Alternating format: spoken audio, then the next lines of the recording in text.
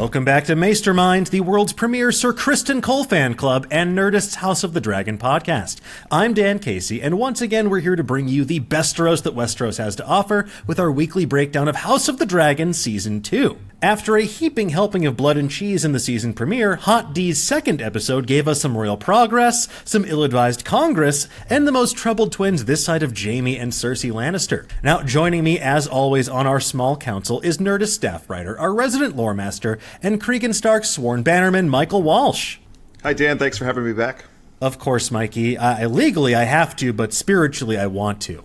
My bigger question for you, though, is what's it like having the stark realization that we won't see more of old Craigie Boy this season? I'm fine with it. He has a more important oath to uphold. He's protecting the Wall. He's protecting the North. He is protecting the Seven Kingdoms and the realm of the living. Yeah, I mean, I guess that is a pretty important responsibility. But not like that will ever come back into play years later from now. But, I think it's fine. We're fine. Yeah, maybe they'll touch on it in the A Knight of the Seven Kingdoms, that Dunk and Egg mini-series that's going to be coming out. Well, mini-series, it's a series. It's going to be like 3 seasons, I think. I'm excited for it. I can't anyway, wait. folks. My good boys. I can't wait for my very good boys. Dunk the Lunk, Thick as a Castle Wall, coming to an HBO or Max screen near you. Now, folks, speaking of HBO and or Max, we're going to break down this episode for you in just a moment, but first, a spoiler warning as always. If you have not seen House of the Dragon Season 2, Episode 2, this is your one and only warning. Now, book spoilers, we'll keep those to a minimum, but more importantly, if you haven't seen the episode yet, duck on out of here before it's too late. Sorry, lack of vigilance. The enemy is about, good sir. All right, let's get into it, shall we? Let's start, as always, with our overall impressions of this episode. Mikey, what were your thoughts on Episode 2 of the second season? I have a few small quibbles, but overall, I think it's a fantastic episode. And I think when all is said and done, when we look at this franchise on the whole, we will look at this episode and say it was one of the best acted episodes that we ever had. And not just House of the Dragon, Game of Thrones. My initial reaction was that this might be the single best acted episode, but I want a little bit of time before I give it that, but it's definitely one of them. I was going to say, that's some high praise right there, but I definitely agree with you that everyone is acting their ass off in this episode, and not in that, like, Eddie Redmayne at the Tonys, the most acting style, more like everyone is just firing on all cylinders, and for an episode that's largely, you know, apart from one very thrilling sword fight, which we will get to at the end, it's largely just people doing backroom dealings or hallway encounters. It's not... They managed to thread this needle of tension so well, and so many of these characters have to really internalize a lot of emotion and communicate it very subtly. And I thought that it was very well done, especially the actress playing Helena. I think the actor playing Aegon's doing a fantastic job of playing this sort of like really impetuous, tumultuous, sort of feckless and reckless man-child who should not, well, I guess he's still mostly a child. He should not be on the Iron Throne, but he's really going through it in a way that I think is manifesting in some fascinating choices on the screen. I'm curious for you, how did this compare with the season premiere, though? Again, I love the season premiere until they botched Blood and Cheese. So in this case, I think that the big moment they adapted from Fire and Blood, they absolutely nailed. I think they delivered an A-plus version of that scene. Yes. So, you gave me a great episode before, and you gave me a great moment as opposed to a disaster moment. It's better. I did think it should have ended there. I think everything that followed the twins' duel should have been held off for the next episode, because it just took a little... I was thinking, like, when Jaime Lannister lost his hand, right? Mm-hmm. I remember... Fade to black, and then just the... what band came in? Was it the Hold Steady that came in? Yes, yeah, it was. I quite literally fell off my chair at that moment. And if there had been a scene after that, it wouldn't have had that memorable impact. I think this episode's just a little too long, but a little too much greatness is not the worst thing, because everything that followed it was still really good. Yeah, that's the thing, is like the stuff that follows it definitely feels like anticlimactic compared to what we just saw, because the duel of these Cargill twins doing righteous battle with each other is pretty hard to top in terms of just spectacle, but there's so much layered into those final moments, and we'll get to those in a little bit. I don't want to get too far ahead of ourselves. Rather, I want to start at the beginning. We'll start with our royal tea, where we're going to spill the tea about what's happening with these royals all across the land. Another excellent opening, in my opinion, the sort of immediate aftermath of what happened in the previous episode. We get the chaos of the Red Keep as people begin to learn that the wee baby Jaehaerys has been sort of brutally attacked and murdered, and you just see probably not sort of, definitely. Well, right. Look, I don't know. Later in the episode, it looked like he got better. Like all the king's horses and all the king's men seemed to put him back together again. So I think he could get better. Look, we just get a flash forward. Maybe find Melisandre. She can do some crazy stuff. But I'm curious for you. How did this initial sequence play out? Because this is sort of like the chaos I was waiting for, that we didn't exactly get in the aftermath of the first episode. This is something that this franchise does so well. It's because of the scope, because of the budget, because of the sets and everything, the cast. You really do see just how big the story is, because this murder happens and it feels so personal, and it feels small in the sense of it's one family and another, but all of a sudden you realize, literally everybody there is now a suspect. Everybody's life is in danger, and there are a lot of people there. And it just shows you that the decisions made in these small back rooms by a handful of people affect the millions of people who live in the realm, whether it's immediately, directly, or after. It was also beautifully shot, and this was the case the entire episode. This is a gorgeous episode of TV, whether it is the fight at the end or the quieter moments, like the close-ups of Helena during the funeral procession, quiet moments with Rhaenyra. Just an absolutely stunning episode. And when you also have the personal meet head on with the political, it's when Game of Thrones House of the Dragon is at its best. So you get phenomenal acting, you got phenomenal directing, and you also got the absolute core of the show and what it is we love about it. Just a lot to love here. Yeah, there's something that the show's been doing this season. You saw Alan Taylor did a lot of it in episode 1. Claire Kilner did a lot of it in episode 2. We have these camera angles that are it's like just over someone's shoulder, and it's very sort of like claustrophobic in a way, and it feels like a survival horror game or a horror movie or something in a way that I don't really remember Game of Thrones doing, and it just makes you feel that maybe that tension and claustrophobia that you would feel if you were walking through the halls of the Red Keep. It's this old castle full of weird passageways. You never know who you're going to run into.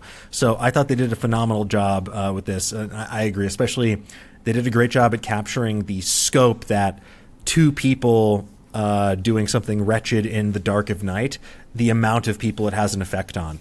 And also, Game of Thrones, House of the Dragon, they do subtext. They mostly do text, but sometimes, to borrow a phrase from The Simpsons, they do the superliminal, which is when we see Aegon in his chambers destroying the model city that Viserys had made, shouting, "I'm going to war. This means war." And it's just like, yeah, he's he's destroying the city through his actions and inactions, and this is just that. This is just a model of that, and we'll see that writ large play out over the rest of the series. It hurt my heart.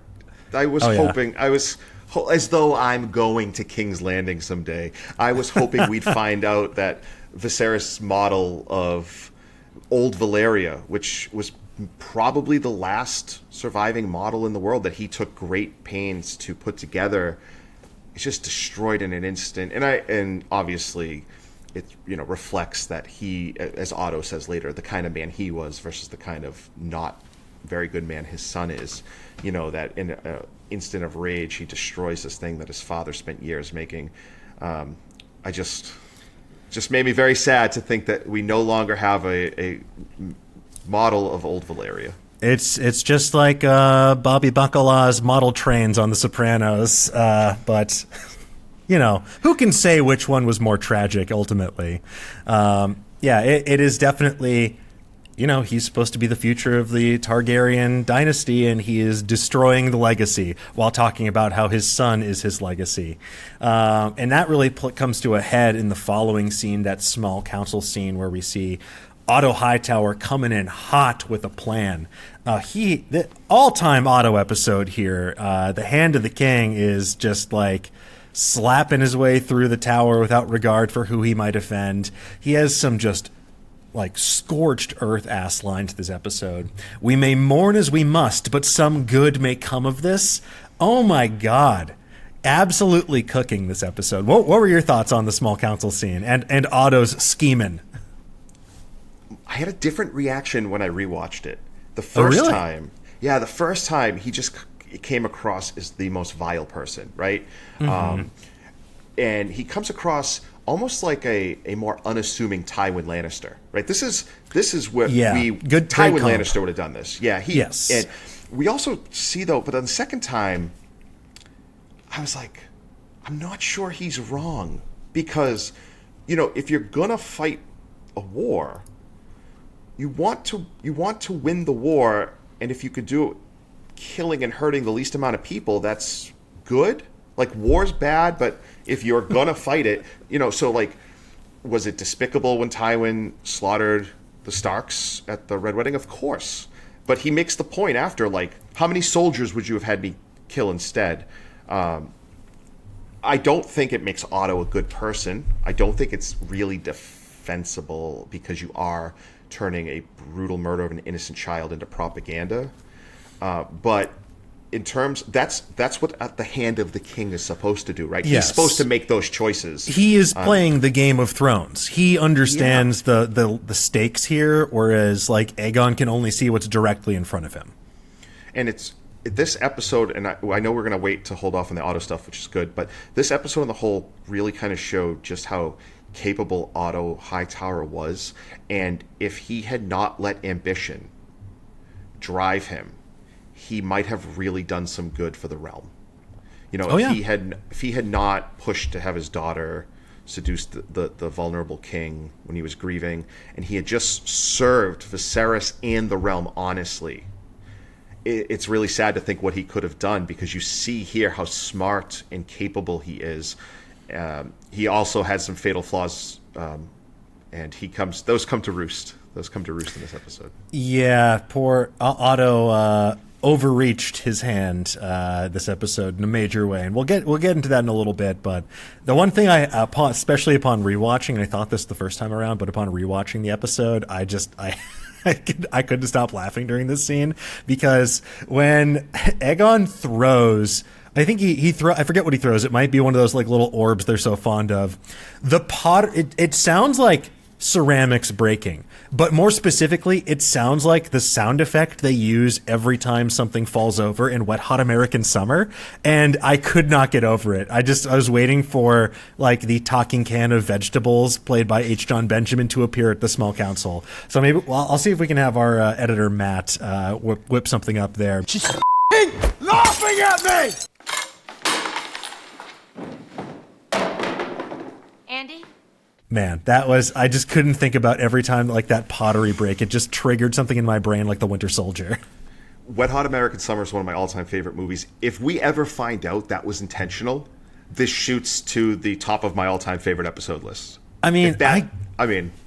I wonder if we can find. I just want to message. I'll see if I can find contact information for Ryan Gondel to be like, "Hey, can we ask your sound designer a question?" Because they do love putting weird stuff in there. I mean, we know back on Game of Thrones, they were big fans of It's Always Sunny. They like to step into that world of comedy from time to time. But this would be the next thing I would hope would become the next Wilhelm scream, that the Wet Hot American Summer pottery break. Oh, I would love it so much. Well, speaking of breaking, let's talk about someone who is breaking their oaths on the regular, someone who is doing the exact opposite of guarding the sanctity of the royal body. He is, someone who might be on your wall, Sir Criston Cole. He is like the least subtle dude in history. How long do you think he realistically has until he steps on a proverbial rake? Because How many people in this room do you think know what's going on? I feel like it obviously Laris knows, but like he definitely I knows. wonder who else. Maybe I could see maybe Otto. But I don't know. It's based on something he says at the end of the episode, where and we'll circle back on this. Alicent's like, I have sinned, and he's like, I don't want to hear about it because he doesn't have the brain space for it, and it's like, is this going to screw up our plans? No, great. Well, maybe it will. He might know. He might have just been hoping for some plausible deniability. He might deep down in his soul know. I think the only one that I'm comfortable saying definitely knows is Lara Strong, because he knows everything that's going on. He knows everything. And Alicent doesn't trust him, and I put some faith in her lack of trust, just because I don't think she's stupid. I do wonder if it's one of those things that a lot of people think might be possible, but dismiss because it seems so outrageous. But his big scene with Sir Eric, where were you? I was guarding the king. Where were you, Lord Commander? And you know what? Yeah. Why doesn't Queen Helena have her own sworn protector when she ascended? You should that was very telling. That the other Kingsguards, the other Kingguard members, they're not stupid, right? They are around these people. They pick up on social cues. They know when to suddenly leave the room. So we got to talk about that, but. So I feel like it might be something that not a lot of people actually know. Some people don't want to believe, and some people are dismissing all of the evidence because the act of it seems so outrageous it can't possibly be true. Yeah, it's definitely, I think the brazenness of it probably works in Sir Criston's favor, because he's in such a position of power that it's like kind of hard to push back on him, as we see with his interactions with the Kingsguard this episode. It's like, oh, you're going to talk back to me, your commander, the person who can professionally and personally ruin your life? Okay, buddy, see how that goes for you. Go kill your brother. But that's not the only sort of bit of family melodrama that we have this episode. This episode really puts the fun back in Funeral with what I thought was maybe... Yeah, they should just rename it. That's canon now. This episode did something that, to the best of my knowledge, is not explicitly laid out in the book. And the funeral procession, the royal progress of... They talk a lot about royal progress of, like, the king and queen traveling around the realm, but parading the dead body of this poor, sweet child through King's Landing... It was horrifying. It was so well done. And this really nailed what I think this episode did so well, the pacing. Every scene, it feels like a tightrope where you're constantly waiting for the rope to snap, someone to fall, the other shoe to drop. It finally does on Dragonstone, but like this episode, it's just diabolical how they do this, where they pause with the cart on that pothole, and it looks so tenuous, and you're like, there is no way they're going to have this child's head pop off on television when they would, there's no way they're going to do this. It made me flash back to in 6th grade in middle school. We had health class, and we had to learn infant CPR. And they had this little pill that's in the little doll, and I had to go up there. It was my turn. They're like, oh, it's tougher than you think. You have to put a lot of pressure on it. I was like, okay, that makes sense. And I put pressure, and all of a sudden the pill flew off, but so did the head on the doll. It went flying across the room. So ever since then, I've accepted my lot as the world's strongest man, but also I was just thinking about that the whole time, because they show the close-up on Jaehaerys, which was just it was elegant and grisly at the same time. They did a really great job at staging this scene. I've been monologuing for a minute, but tell me, what were your thoughts on this whole sequence? I had to let you go there because I'm not sure. We might have to just shut down the show now. I don't know if we're going to get better than that story of 6th grade dad popping off the CPR doll's head. So trust me, if you're choking, find someone else. I cannot and should not save you. I thought, please don't do this. Please don't do this. Please don't do this. All while thinking they were going to do it. I think ultimately it's a good thing they didn't. It would have. It's hard in this universe to ever feel gratuitous. And I was complaining last week that a certain blood and cheese scene wasn't, violent and terrible enough.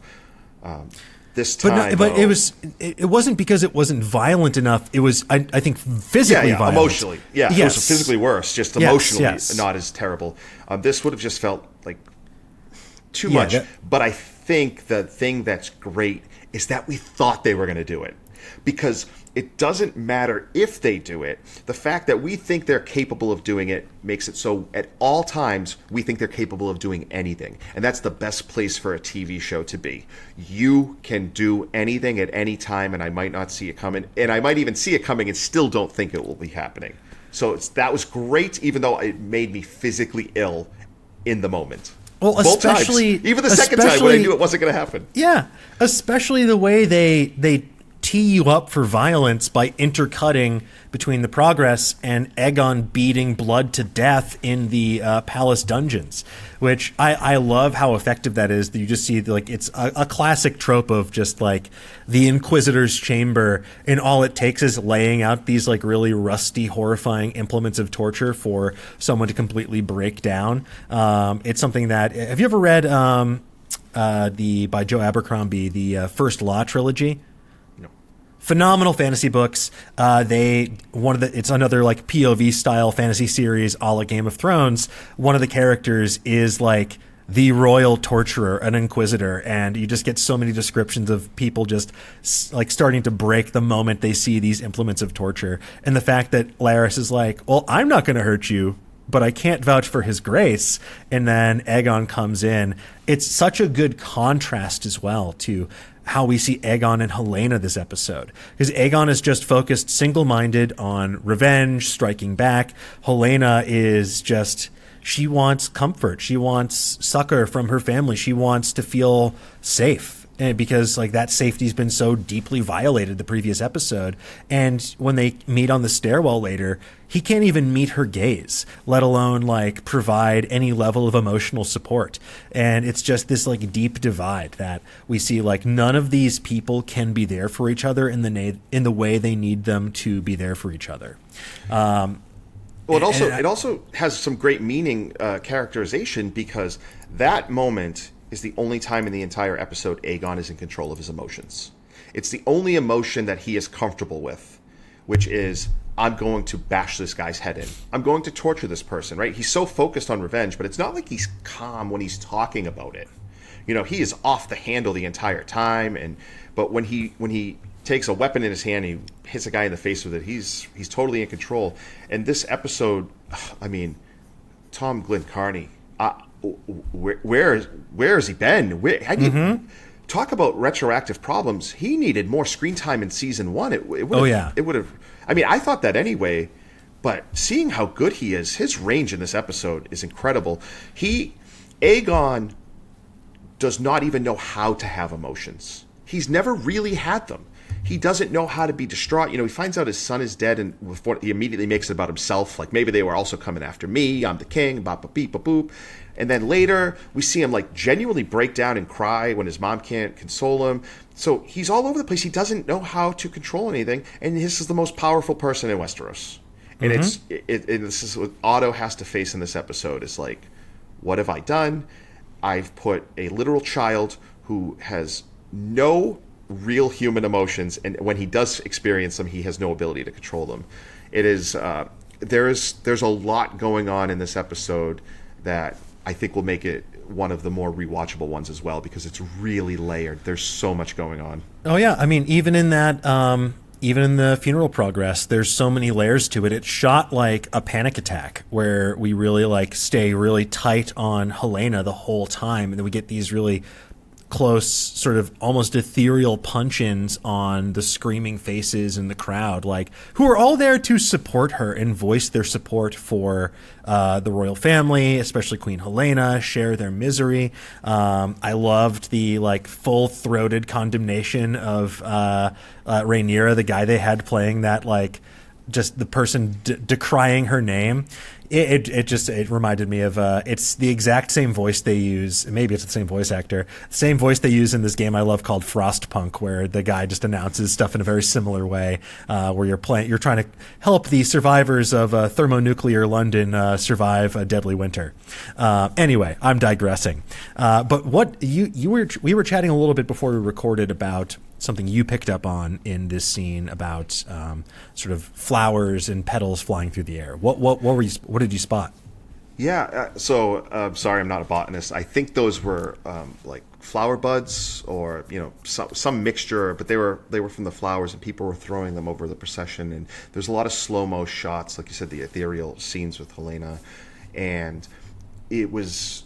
In the moment, it wasn't sure if it was symbolic or not, or if it was just beautiful. But then later on in the episode, there's a quiet moment with Rhaenyra and her two youngest sons with Daemon, little Aegon and little Viserys.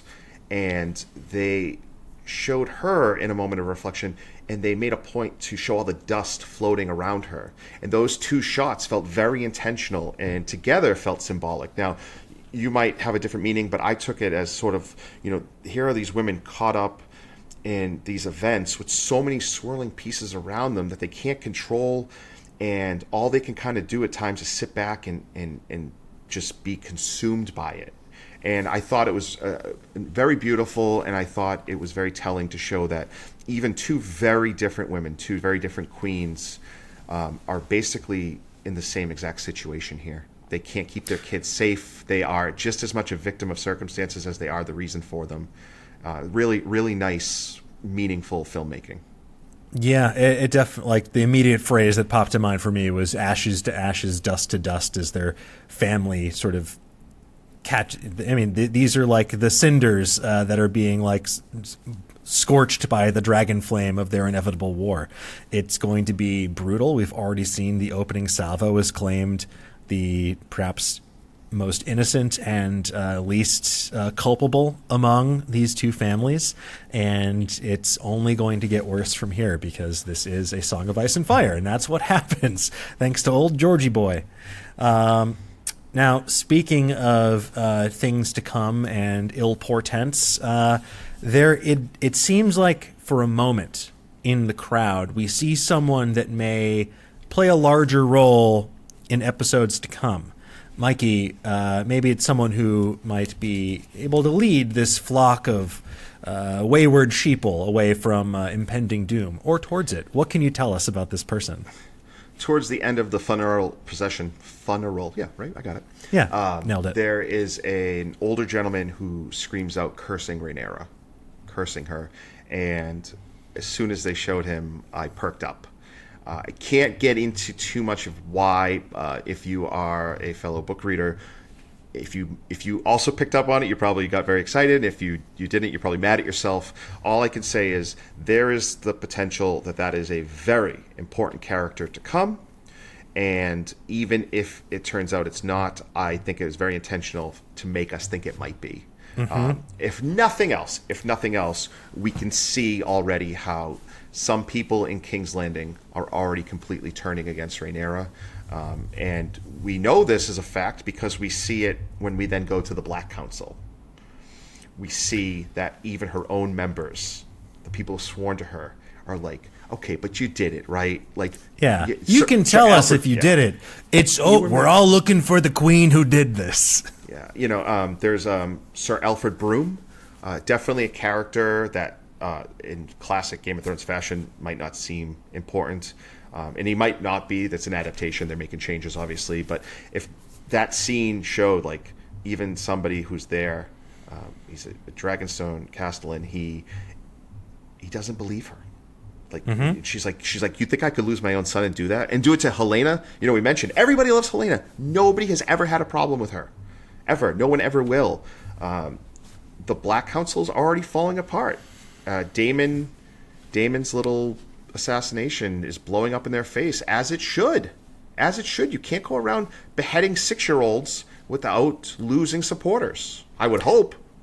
Yeah, even in a place as lawless and brutal as Westeros, you can't just get away with wanton murder. I'd say, if anything, they have like oddly strict rules about propriety from time to time, which is shocking given the amount of just wan violence we've seen unfold over the years in Westeros. But yeah, I agree. It's I think right now the biggest fight is the political infighting we see on the Black Council, because it doesn't feel like they respect Rhaenyra. It feels like they respect the oath they made, and they're all trying to carve out their little like political fiefdom there. And even, it's also as well, it's just tough to see like Jace, for example, just wants to like be helpful and ride out there on Vermax, and you can tell that Rhaenyra is scared to death about the fact that like child murder's back on the menu, boys. She's definitely probably even more worried than she would normally be about sending her son out to ride his dragon during wartime. So it's definitely it's okay to send her niece there. though. Look, it's one layer removed. Who among us hasn't sent our niece on a deadly reconnaissance mission? You know what? You're old enough to go out and fly your dragon to scour the countryside. My sister's a big fan of the show.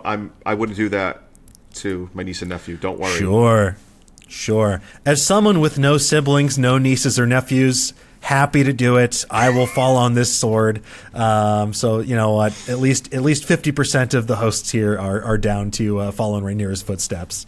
But speaking of following Rhaenyra, we got to talk about that showdown of sorts between Rhaenyra and Daemon, where things really come to a head. Daemon, by the way, worst poker face in the history of the show. He just is like, they're like, who could have done this? And he's just like, yeah, who could have done this? He's just one step away from like taking a finger and like tugging on his collar. But it comes to a real head there in their chambers, where she point blank asks him, do you accept me as your queen and ruler, or do you cling even now to what you think you lost? And that just sets him off. What was your take on this interaction? I think that this scene is carried by the acting way more than the writing. I thought it was a little on the nose. Yeah. There's not enough subtext. There's just way too much. There's way too much stuff on the nose, and there's just way too much. They cover a lot here. So I did have. I think out of all the scenes, this was the one that I think had the most issues. But again, the two of them are phenomenal. Everybody is just spitting fire and blood here. I think that what we see is just how complex Daemon Targaryen is, not because he's like an anti-hero. I think he's pretty clearly a villain, and if there was any question after he murdered his first wife and all these other things, the murder of an innocent child does that. But as much as like later in the episode, Rhaenys thinks that she understands him, as much as Otto Hightower thought he understood him, and Rhaenyra thinks she understands him, and Viserys did, I don't think any of them understand him. He does want to be loved, and he's never quite gotten that from his family, because my read of it is that Daemon wants to fight his worst instincts so he can be a good family member. But his family can never look past his worst instincts and embrace him the way he needs and wants to be embraced. He told his brother, I would protect you. I'm your blood. Why didn't you name me king? Hand of the king. Daemon is this very flawed, needy person, and nobody's ever quite understood how to bring him into the fold. And that's why they've never trusted him. And the more they don't trust him, the worse he acts out. And it's a great character with a great actor bringing him to life. And I think when all is said and done, this will be one of the highlights of House of the Dragon, is that we got the rogue prince we deserved. Mm-hmm. Yeah, I mean, that fantastic read on Daemon there, just this vicious cycle of wanting validation and not receiving it, and then doing things to make that validation and acceptance even further from being achievable. And Matt Smith is he's got that perfect kind of, he's really perfected that affect for Daemon of being like holier than thou, but like not in a way where he's like morally pious. He just knows he's better than everybody, and it really comes across in like almost every interaction. And then when he's forced to be with Rhaenyra, like he may love her, they may love each other, but he can never, ever get over the fact that he will always feel like he had his birthright stolen from him. That he did. What he is did rightfully by the laws his, of Westeros. Yeah. Yes, by the great council of King Jaehaerys. Yeah, it definitely was supposed to maybe fall his way, but it did not. You know who he is, Dan? He is the Jimmy McGill of Westeros. Yeah. For those of you who don't know Better Call Saul, it's very much a nature versus nurture, where it's a character that if they were nurtured a little bit more, they might have been a better person. People couldn't see past their nature, and that's who Daemon is. That's why they call him Stabbin' Daemon. Oh man, that's a great comparison there. So is Viserys is the Chuck in this instance? Chuck was more capable, I think. Yeah, I think, but also right? kind of fallen apart. Yeah, he was also. Now we're dissecting a different show. Chuck was also kind of a jerk, whereas Viserys was a legitimately good person. Well, I mean, Viserys, I think mistakes. Viserys had good intentions. Yes. And I think Viserys had good intentions and sometimes thought what he was doing. He was like acting with this like paternalistic hand and trying to be like a father figure towards Daemon, the same way that Chuck was to Jimmy. By the way, watch Better Call Saul if you haven't seen it yet. Phenomenal show. But yeah, I definitely think that relationship is a good comparison for these two. But let's talk about some real fatherless behavior, and that is Sir Criston Cole and making his big power play this episode. You know, we've seen him sort of scheming with Aemond, and right now he's just got this 4D chess move of, you know what? You know, the best way to really break into the stronghold of my enemy is to send one of her sworn guards, twin brothers, to assassinate her. What could possibly go wrong? What were your thoughts on how this unfolded in the episode?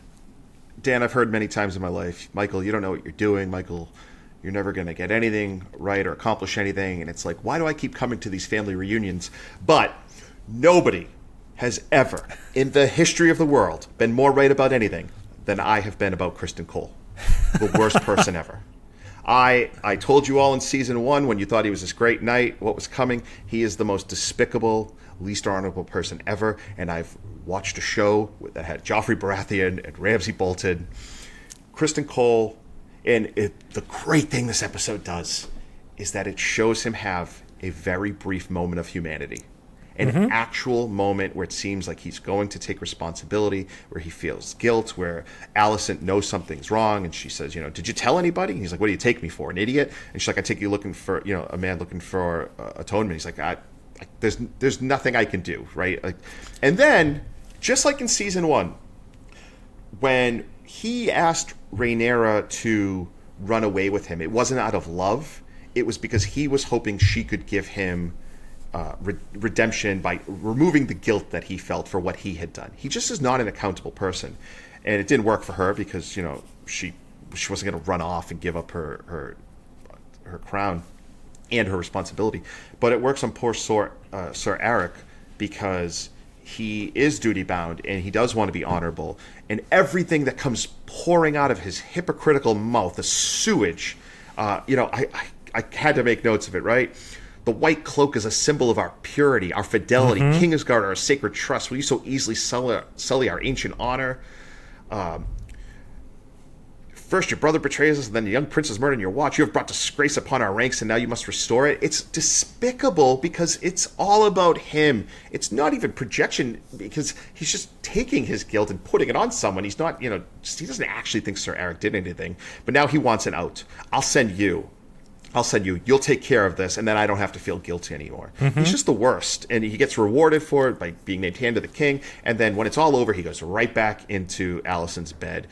I could not hate Sir Criston Cole anymore. No human has ever hated anybody as much as I say Sir Criston Cole, to the point that my haterade poster budget is ruining my family. I cannot continue to feed my family and give you people new posters every week. These things are not free, but I hate this man so much that I do it for all of you. So please donate to to Mikey's ongoing haterade feed. His Hatreon, we'll put the link in the description below. Oh my God. He's just diabolical this episode. Like, and that the way he is, yes, projecting onto poor Sir Eric.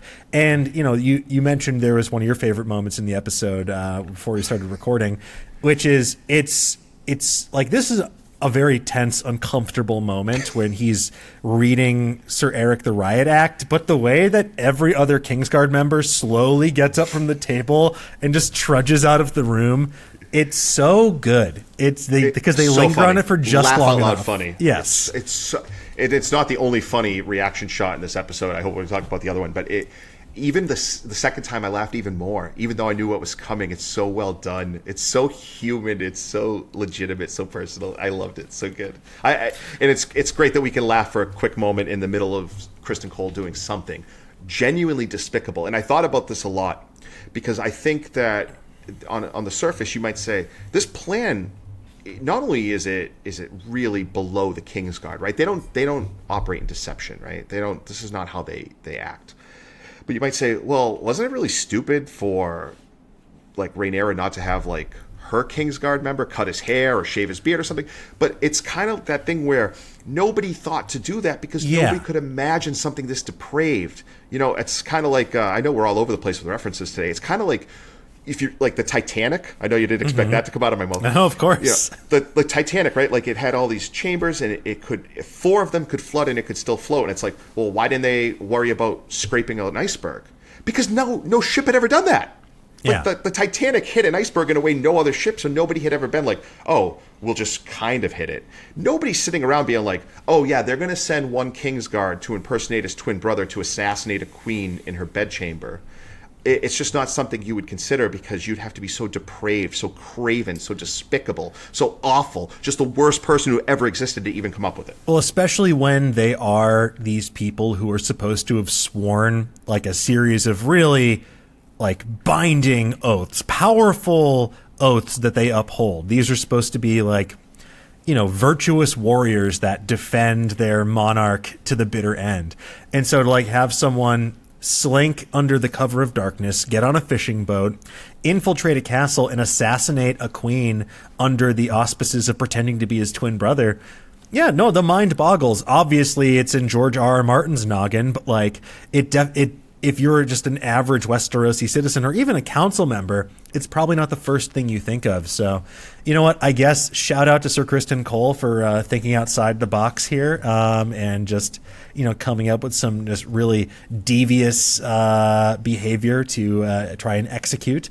But it doesn't exactly go how we planned. I'm curious though, before we get to like how that sequence played out, what did you think of Miss Arya's role in all of this? Because that is definitely a wrinkle that isn't quite in the book the way it plays out here. Yeah, because in the book she never leaves King's Landing. Yeah. There is one downside to that. You said it last week. They just want to bring characters together, which makes sense, right? You want the most important characters to interact. It's a more interesting show. It did make it though, so that when Blood got caught, it was really stupid that Daemon went to him personally because it was somebody who could give him up. Whereas, you know, with Massaria being in King's Landing and the one who organizes it, he can't give up Daemon's name. So here it just made Daemon look dumber than he is. But aside from that, it was really nice because we see how much the two women have in common. You know, that they are fighting for their place in a patriarchal world that does not want them to have power. And we see that every single decision you make can have consequences you can never imagine. The High Towers burn down Massaria's manse, and she's forced to flee, and she loses everything, and they make a powerful enemy, and Rhaenyra shows her decency and treats her with respect, and she earns an ally who saves her life because she sees Sir Eric coming off the boat, and she knows that can't be the guy I was just in the castle with. Without her, Rhaenyra's dead. I thought it was a very good wrinkle. I know sometimes people think that I want everything from the book to be exactly the same. That's not true. In fact, I think that when we get into this duel, I loved everything they did and every decision they made. Oh, so much better than how it plays out in the book, because in the book, it's very much kind of at arm's length, where you just kind of hear about it as like, oh, this is a thing that happened, and scholars can't agree on exactly what went down here. But that like, this is the one I'm referring to when I'm talking earlier about like building that tension through these really tightly framed shots of people walking through hallways, and you feel every interaction, every corner they turn, you're like, is he going to run into his brother? And like when he has to hide behind the pillar, there's so many great little moments in the build up to this. Yes, when he sees his brother with no helmet. Yes, it's so well done, and it's just like you feel like any interaction could be the thing where he slips up and says the wrong thing. And then there was a brutal, like, well choreographed, just a brutal fight between the two of them in close quarters inside. So many times where I thought like someone's going to get caught in the cross saber. Cross swords. Yes. Cross yeah, it was just one of the better duels on the show thus far. We've been sort of conditioned to expect like high flying dragon fighting, but it's a nice reminder of the sort of gruesome nature of combat in this world. Something that we really got to see up close and personal in, I think, the Battle of the Bastards in Game of Thrones. I thought that was one of the best depictions of this like level of medieval warfare, where it's just really, really visceral, really in your face, and seeing these two, it's like when you're playing a fighting game and you both choose the same character. You both have this exact same move set. There are slight variations though, like one seems a little bit more down and dirty, and it reminded me of like, I'm sorry to keep throwing references out there. When you're at a baseball game and on the Jumbotron, they do like the shell game with a baseball under a hat? Yeah. I felt that way the whole time with which one's Sir Eric and which one's Sir Eric. And the whole time I'm like, wait, which one's which? Which one's which? They did a good job of sort of keeping you guessing. By the way, we talked in season 1. You were talking, I think you said, the names are so close, and we kind of teased that there's a reason for that. You're not supposed to be able to tell them apart. So if you've been frustrated, I know some people are frustrated with how many names are either similar or repeated on the show, and I get it. I get it. It doesn't even make it easy when you're reading. Believe me, I this is the stuff I'm obsessed with, and even I have to check a lot of names all the time. But there was a narrative payoff for it, and it was worth it. This was definitely worth the linguistic suffering. So my hat's off to the team, because this, I think, really was super well done. It paid off in a way that I thought was really narratively satisfying, but also just aesthetically, visually, dynamically. And like you said, this is where I thought the episode was going to end, and it ends in the most brutal way possible with Sir Eric just kind of being unable to live with the fact that he had to slay his brother, and just falling on his sword in front of Rhaenyra, and she tries to stop him, and it's just heartbreaking. I thought it was such a well done sequence. Really emotional, really powerful. And for those of you who are curious how this changes, Dance of the Dragons has 3 main sources that are used. Only 2 of them really talk about what's going on here. One says that it's a very quick, brutal fight. Sir Eric kills his brother and then spends 4 days dying, cursing him as a traitor. The other one says that the 2 brothers fought for nearly an hour. Nobody could intervene because they didn't know who was who. And we saw a little bit of this in the episode. It was great. And that they died with tears in their eyes, professing their love together. The book makes clear neither version's probably totally right. Neither version's probably totally wrong. We don't really know what happened. I thought that this was the show at its best, where it uses the creative freedom of that unknown, or to be able to pull from multiple sources to show. In Westeros, after the war, the singers and the storytellers prefer the romantic version. And we kind of got a little bit of that, but we also got them cursing each other, the way Mushroom says in his version of the tale. It's for everything I disliked about Blood and Cheese, I absolutely loved about this. The emotional weight was there. The ability to tell your own version of the story while still adapting the book. It was all there. It was great. I loved it. A+, no notes. The only thing, I guess, why didn't Rhaenyra maybe try to escape? Was she just in such shock? I think she was probably just reeling with shock about, oh my God, like, what the hell is happening here? My like most trusted guard, his twin brother's here to kill me. I don't know. To me, I think it was just like she was just in utter disbelief. And when she tried to escape, she was instantly like, they went for her with the sword. So at that point, she's probably just like, I'm hemmed in. I think just fear response took over, because it's a very different scenario when she's astride her dragon compared to when she was like getting ready for bed. She was like in her bedchamber, like not expecting her guard to come in, let alone to kill her.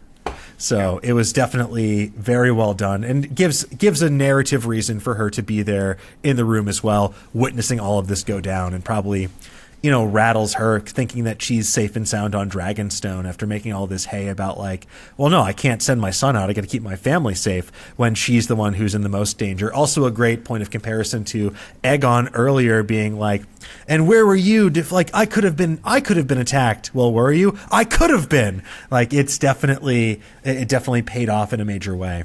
But this wasn't the only instance this episode of cutting out a toxic family member from the fold. We also saw perhaps the most toxic family member cutting out the other most toxic family member, with Aegon formally ousting Otto as Hand of the King and replacing him with Sir Criston Cole, a.k.a. Sir Fiston Cole. Not for anything we see happen this episode, but because I had to make a hand pun. So, Mikey, what were your thoughts on how this sequence went down? Because this comes in the wake of another really horrifying moment of brutality, where we see that Aegon has ordered all of the city's rat catchers to be executed, hanged, and their bodies displayed as a warning to people. And that is straight out of the book. Like, they do execute all of the rat catchers and replace them with cats.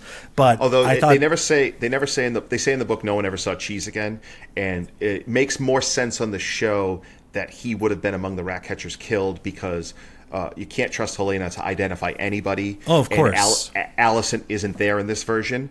But I do think in Fire and Blood, Cheese probably escaped, because Alicent would have been able to go and see and been like, oh, it was him. Like that body. Exactly. So I think Book Cheese booked his way out of King's Landing. Yeah, while TV Cheese is going to get a little bit funkier and bluer before he is served again on a platter. Yeah, it's just, I thought that was really effective, but also the aftermath where Otto's he's once again dressing his grandson down. He's just like tearing him a new one, and it's always in front of people. He's always like, you are the world's most colossal dumbass, and I'm telling you this in front of everyone who is supposed to command you, who you're supposed to command their respect. But like, he has a good reason, because he's talking about, with your child's blood, we bought the small folks' approval. And you have just undone all of that by like wantonly executing every single rat catcher that we had. Like, their fathers and sons. Yes, this is not friends. a measured response. And Sir Criston being like, hey, watch how you talk to the king. And Otto's like, shut up. I'm not talking to the king. I'm talking to my grandson. You idiot, you imbecile, you absolute goon. But it looks like that for once, Otto has overplayed his hand in a really, I guess not for once. Again, Otto has a tendency to kind of overplay his hand a little bit, and this definitely blew up in his face. It was like seeing Tywin talk to Joffrey with Tyrion's mentality. It was great. You know, because that was how Tyrion was the only one who ever talked to his nephew that way. Yeah, when he slapped Joffrey, an all-timer. I hope I'm saying this right. I'm so bad. Risa fans, right? I believe that's how you pronounce it. I believe so. It's Welsh, so maybe I'm a little off. I've always I've always been a huge fan of his. This is the best thing he has ever done. He kills this entire episode, but this scene specifically is among my all-time favorite. Nobody has ever been more exhausted and aggravated in the history of the world. He is so angry and tired, and the only thing funnier than the Kingsguard getting up from the table quietly is when Aegon says to him, Sir Criston Cole has acted, and the reaction of Otto Hightower, who closes his eyes and slowly turns as this wave of exhaustion comes over him, and he said, and what did he do? He's so good. You know, he in this scene, he is full of anger. He's full of regret. He realizes what he's done. He is over it. And at the same time knows, like, I can't really be over it because we're all in danger now and I'm kind of responsible. It is an incredible, incredible scene. And I am obviously never going to be an Otto Hightower fan. But the way he threw the hand of the kingpin at Criston Cole for 1 minute, I was like, enemy of my enemy. We're here together. Thank you. Perhaps we can form an alliance. I mean, he served Kristen Cole the indignity he deserved there. Yes. It's just an incredible scene. It doesn't. There's not a lot hidden there. I think Otto's regret about what he's done. You know, the way he talks about Viserys versus his son, and then Aegon's like, "Oh, he made me king," and he just like, "Is that what you think? Is that what you think? Like, you idiot! I made you king. Yes. We made you king. Your father was right about you. Your father. That is the most devastating thing said in the whole episode. Your father was right about you. It was." And I talk so much about how I hate Kristen Cole, but Fabian Frankel, I mean, he's given me the Cole I want. Oh, he's phenomenal in the role. Phenomenal. And I never even want to say that because I don't want anybody to use it against me. But the three of them are so good in the scene. They're so good throughout the episode. I kind of just want to put the scene on a loop and watch it over and over again. This, I will say, this is something that HBO and company have done extremely well since the very first episode of Game of Thrones, is they find the best actors to play the worst people you've ever met. Jack Gleason is Joffrey, like you get Fabian Frankel here, Sir Kristen Cole. They find these people who just like bring these absolute monsters to life in a way that is so compelling. It's just like watching conversational car crashes. And the way like Kristen Cole acts so haughty, and you just see Otto being like, you guys don't understand everything that I'm doing here. Like, you thought that you were clever for sending this twin brother to try and assassinate a queen. I am a kingmaker. I am like engineering this war. I used a tragic event to gain massive untold amounts of political capital and turn the realm at large against Rhaenyra, so much so that no one will probably take her raven seriously, asking for support or denying that she had a child murdered. So it's wild to see just how all of that hard work, all of that scheming can be undone in the blink of an eye because one person is the ear of an impetuous person in power. And you know what struck me too, Dan, is this Otto has served 3 different kings. Oh yeah, he served King Jaehaerys. While he did lose the job for a time, he has been in this job for so long. And, he's a second son. He doesn't have any power himself. It is incredible how somebody with a little pen can go from being one of the handful of most powerful people in the entire realm to completely powerless. Really, every time you see it, the hand of the king, especially someone like Otto, it's different. Like when Ned Stark wasn't the hand of the king for 5 minutes, he's still the warden of the North. You know what I mean? He still has that gravitas. Otto, it's like, okay, I guess I got to leave now and just go home because I can't stay here. I guess I'm still the head of House Hightower, but I gotta go. I'm in. He's not even that. He's the head of. He's barely the head of his own daughter at this point because she's the Queen Dowager. Like, he's gonna go back and listen to his brother, the Lord of Hightower, of Old Town. It's like he's nothing now. Yeah. I will say the way this episode ends, the more I think about it, the more I like it, because you get this really fascinating parallel play out with. You see that it's this like generational inability to care for your loved ones, where just as like Otto cannot be there for Alicent to be the ear that she needs, she's like, Father, I've sinned. And he's like, I don't want to hear about it. When she leaves, she sees her son. She sees Aegon crying, like having a meltdown, just like in weeping tears. And she just looks at him, doesn't say a single word, doesn't offer a single moment of comfort. There's no hug, no hand on the shoulder. She just walks away. And what does she do? She immediately is like, I can't deal with this. I'm going to embrace oblivion instead. And she gets back into proverbial bed with Sir Kristen Cole, because that is easier and more immediately gratifying than doing the hard thing and trying to be there for your son who's going through it, or just you're not getting the support that you need from your family structure. And I thought that was very elegantly illustrated in this sort of like, you see father and daughter and son, and then you just see the ramifications that's going to have for the realm at large. That's all. No, it's this is why we like this story, because of these personal elements. You know, they're not pieces on a chessboard trying to topple kings and queens. They're people. And this stuff is, you know, like you said, outside of the duel, there's really not a lot that happens, and yet everything happens. So much is happening in these conversations, in these revelations, in these little character moments, and it's all going to pay off. If the season continues on this path, we're going to have an excellent season. Yes. And I'm saying, and as everybody watched last week knows how much I hated the blood and cheese we got. It's okay. We can still overcome, you know, that, and we can move past it. Just as we've moved past some of the season 1 mistakes already. Yeah, I mean, there's still, we're only a quarter of the way through the season. There's still 6 episodes to go, and there's a lot of ground to cover. I'm very curious exactly how much ground they're going to cover. And we'll talk a little bit about that at the end of the episode. But now, I since we're coming up towards the end of our time, I want to just shift gears slightly, talk about who was your MVP this episode, Mikey? Who stood out to you the most? As usual, I don't know what this question actually means, so I'm going with the person I think was the best, most interesting. That's Otto Hightower.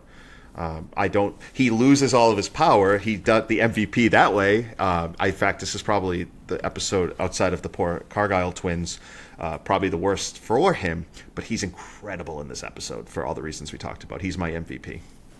Yeah, I mean, this is I've been an Otto Hightower fan since day one.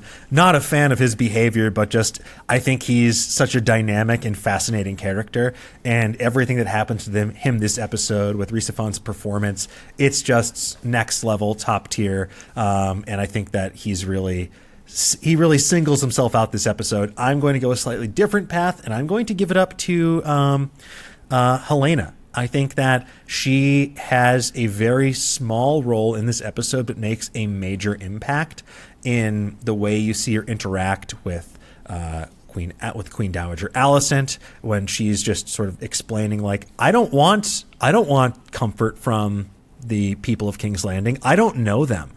I don't know these people. I don't want to see them right now.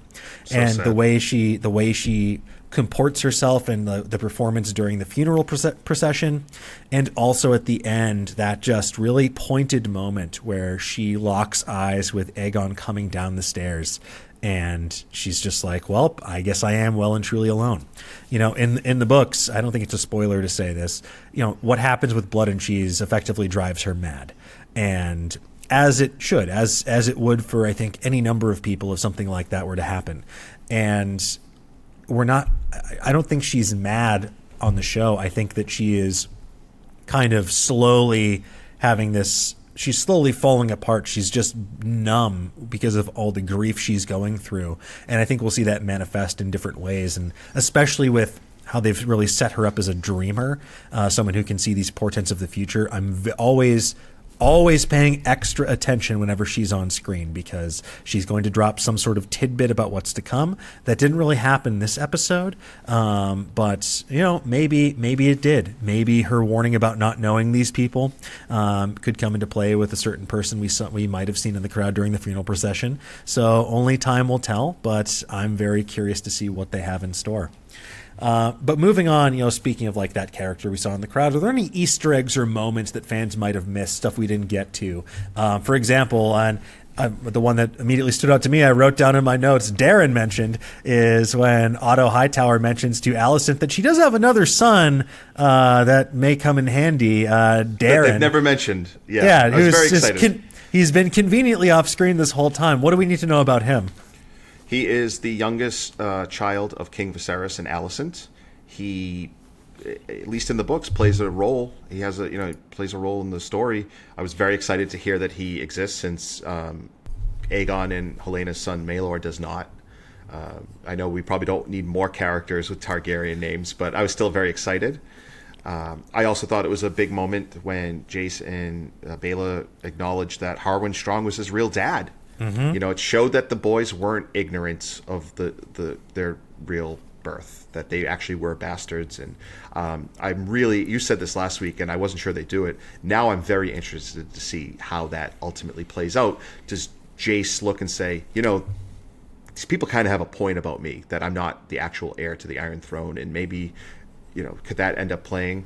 I thought there was a shot during early in the episode when Alicent got into her bath where the camera seemed to go behind a wall, and it definitely looked like a point of view shot, which would indicate somebody was watching her. Number one candidate would be Larry Strong, but he also has a bunch of people working for him in the castle. It could be one of his spies. Even if there was nobody there, it definitely played for us to think somebody was. And the point is, even in your own home, in the Red Keep, you could be the king's mother. You are not safe. There are no secrets here. There are rats everywhere. I was going to say, this is like the evolution of just the constant shots of rats in season 1. Now it's just that constant paranoia of who could be watching you when you're at your most vulnerable. We saw that with Rhaenyra when her Queen's Guard breaks into her room when she thinks she's safe. And we see that again with, like you mentioned, with Alicent, where is someone watching her? I mean, she knows that she can't trust her staff anymore. It's definitely this like really creeping feeling of, something is about to hit the fan in a major way. One last thing. I won't get into it why. This is purely a book reader thing. Seeing little Viserys and little Aegon together. Yes. Always. No, it was nice. It was nice.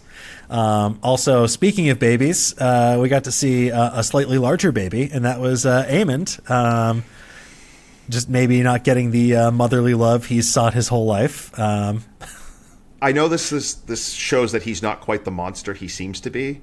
But as a Aemon hater, I loved it because it showed he's a literal big baby. Little baby need to be. Oh, I need a mother's love. I need to knock it off. Knock it off. Grow up. Oh, I lost my temper with Luke. I'm sorry. Stop it.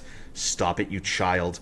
What was really interesting beyond the scene, besides showing that he stinks, is that there's a great quote. I want to see if I can get it exactly right. But basically, he's with this older prostitute, and he talks about, he lost his temper, and she says something like, well, just remember, when princes lose their temper, other people tend to suffer, people like the small folk. And that scene was then followed up with a very interesting scene with Hugh, who we met, Hugh the blacksmith, who we met in the first episode, who you and I alluded to plays an important role. And I think it's safe to say he plays an important role, considering they went back to this otherwise nobody. I don't think we're spoiling anything. I think our viewers are smart enough to pick up even, something like that.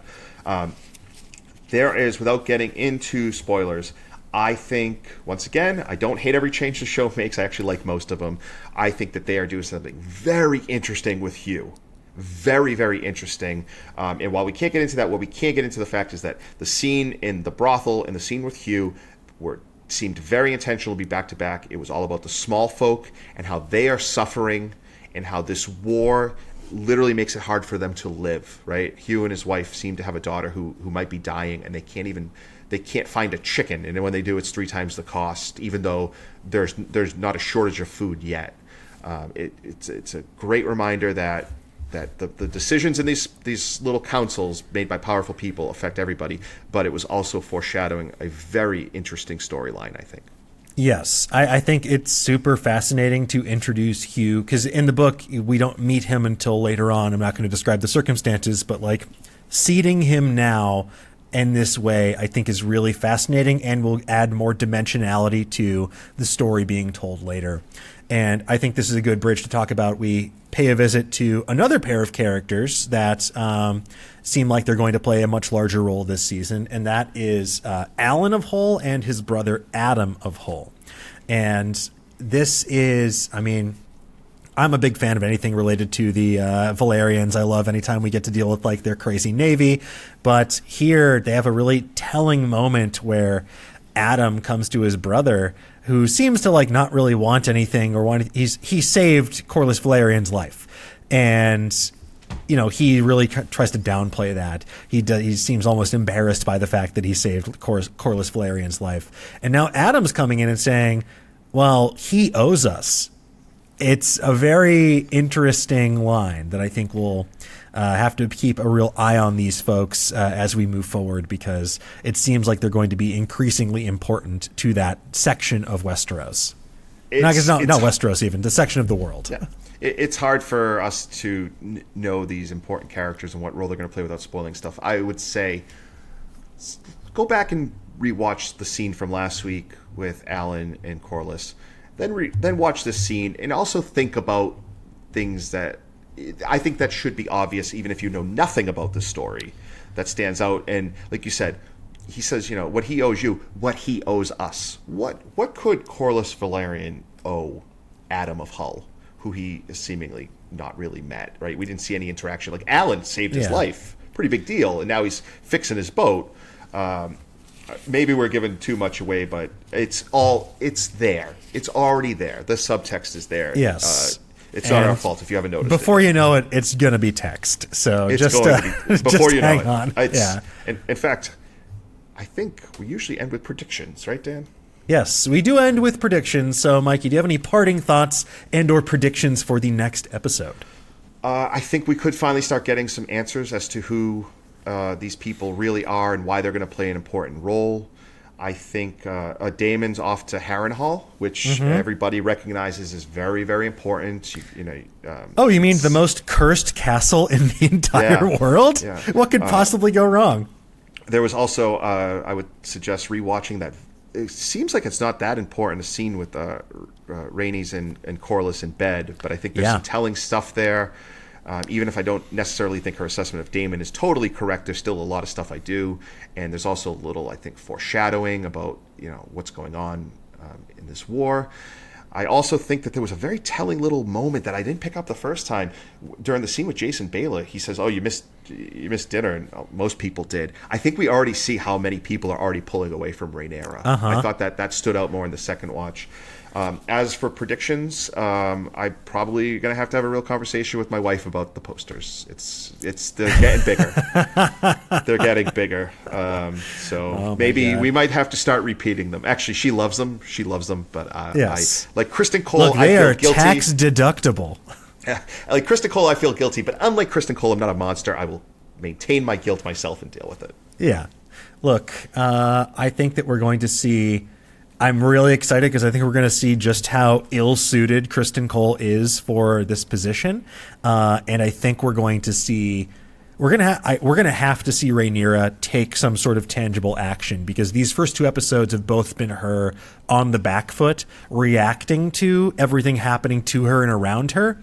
Now she can't she cannot just sort of take this assassination attempt in stride, and I'm really excited to see her shift gears into a more active role. You're at war. You got to do something. I'm very excited to see. No, she hasn't done a lot yet. She the war started. She lost her child in birth. She had to heal. Then when she kind of did respond, she didn't engaged for war, right? The whole thing was she was considering actually bending the knee for the sake of the realm. Rhaenys even praised her. And then Luke, when she does do something, Luke dies and she disappears for a while. The people following her have not really seen her rule yet. And like you said, she's got to get off the mat here. She's got to get up and engage in the fight, because the fight is literally came to her in her bedroom. She's got to get up and get going. Yeah, she cannot keep taking these proverbial L's. She needs to do something to change the tides of battle, and I think that's definitely going to happen in, if not the next episode, then in the next couple. But that's my prediction for next week. But yeah, that's what I think might happen in the future. I'm not a greenseer, but who knows? Maybe we'll see soon enough. Folks, that is all the time we have for this episode of Maesterminds. Thank you so much for joining us. This is a wrap on our breakdown of House of the Dragon Season 2, Episode 2. We're going to be here all season long, and we have plenty of other deep dives into hot D-lore waiting for you over on Nerdist. Now, Mikey, as we end this episode, where can people find you and send you a digital raven on the internet? Both Twitter and Blue Sky, I am Burger Mike, all one word. You can also find me at the greatest website anybody ever created, Nerdist.com. By the time you listen/watch this, I will already have a piece up explaining why Kristen Cole is an all-time great villain in Westeros. Although those of you who join Dan and I every week know the truth. He's not one of the greatest villains. He is the ultimate villain of all time. I cannot wait to read that piece, and who knows, by the time this came out, I probably already have. But folks, thank you so much for tuning in. You can find me on Instagram at OsteoFerocious or on Twitter at Dan Casey. But for now, more importantly, tell us, what did you think of this episode? What was your favorite moment? Let us know in the comments below, and for the latest and greatest in the world of pop culture, make sure you stay tuned to Nerdist.com.